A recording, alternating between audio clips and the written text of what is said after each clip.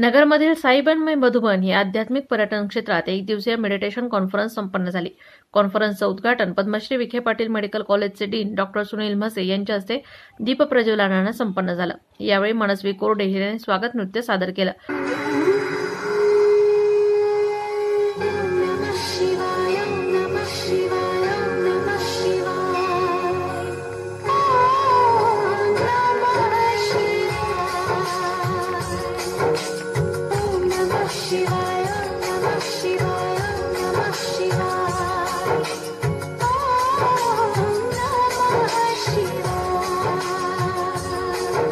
यावेळी डॉक्टर सुधा कांक्रिया, बीके संदीप भाई, डॉक्टर सतीश मोरे, राजराजेश्वरी दीदी व्यासपीठावर उपस्थित होते। संदीप भाई यांनी केलेल्या आध्यात्मिक कार्याबद्दल त्यांना डॉक्टर म्हसे यांच्या हस्ते शांती गौरव सन्मान पुरस्कार प्रदान करण्यात आला।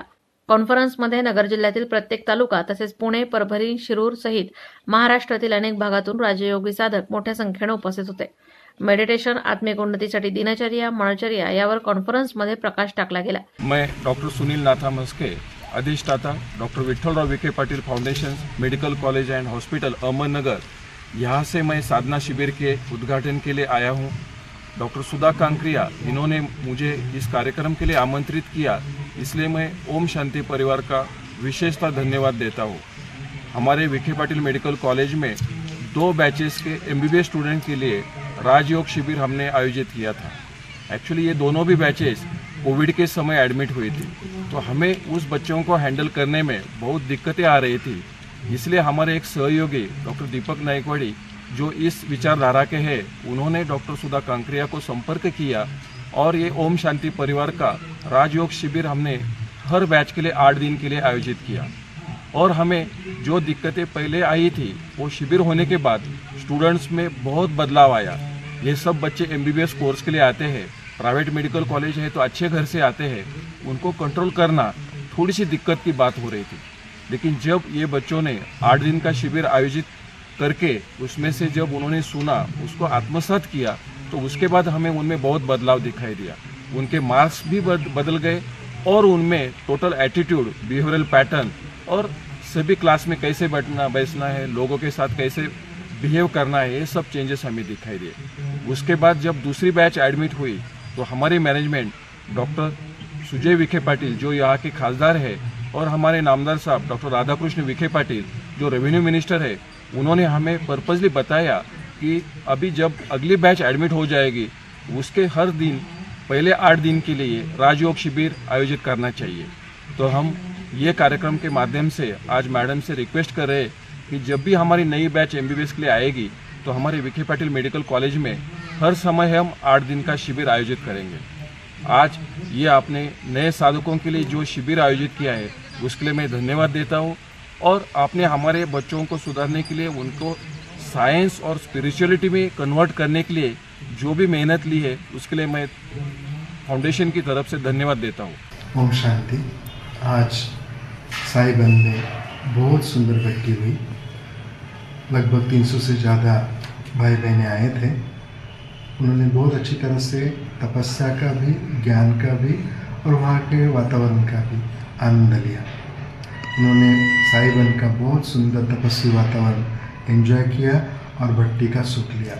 हम ये शुभेच्छा करते हैं ऐसे ही साईबन सबको मधुबन की याद दिलाते रहे और मधुबन बन करके बाबा का अवतरण जैसे वाइब्रेशन बनाता रहे, उसके लिए बहुत बहुत शुभकामनाएं। ओम शांति। आज साईबन में मधुबन इस बाबा के तीर्थ क्षेत्र में नए नए बच्चों के लिए तपस्या योग भट्टी का आयोजन किया गया। अव्यक्त मास चालू है और इस समय पर मौन में रहना, भट्टी करना, ये बहुत ही इम्पोर्टेंट बात है। जो नए नए बच्चे ज्ञान में आए हैं, ज्ञान में आकर उनको 3 साल ही हुए हैं, ऐसे बच्चे अहमदनगर से, श्रीरामपुर से, शिरडी से, संगमनेर से, राहता, राहुरी, श्रीरामपुर, श्रीगोंदा, जामखेड़, काष्टी, पुणे, परभणी, ऐसे अलग अलग जगह से ये बच्चे आए थे। आदरणीय संदीप भाई जी, इन्होंने बहुत अच्छी भट्टी करवाई और साथ साथ में मेडिटेशन एज अ मेडिसिन, इसके ऊपर भी विचार सागर मंथन किया गया। संक्रांति का समय है और इस समय पर एक आध्यात्मिक क्रांति की नींव, एक फाउंडेशन यहाँ पर डाली गई।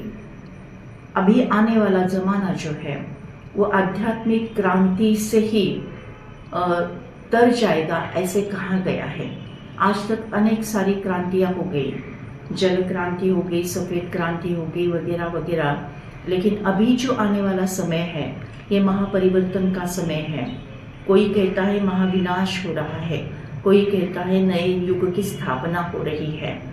तो जो संगम युगी ब्राह्मण आत्माएं हैं वो सभी नए स्थापना यानी परमपिता परमात्मा नए युग की स्थापना कर रहे हैं और सभी आत्माएं जो ज्ञान में है, ज्ञानी तो आत्माएं हैं, वो अपना अपना योगदान, अपना अपना एक एक उंगली सहयोग की, सहकार्य के लगा रहे हैं। तो ये जो नए बच्चे ज्ञान में आए हैं, जिनको आकर 3-4 साल हुए हैं, उनको भी ये बात समझ में आना चाहिए कि ये आध्यात्मिक क्रांति कैसे हो, पुरुषार्थ में कैसे आगे बढ़े, श्रीमत पर कैसे चले, मनचर्या कैसे होना चाहिए, दिनचर्या कैसे होना चाहिए, ये सारी बातों का ज्ञान आज के भट्टी के द्वारा ये नए बच्चों को दिया गया और एक आध्यात्मिक क्रांति की नींव यहाँ पर डाली गई।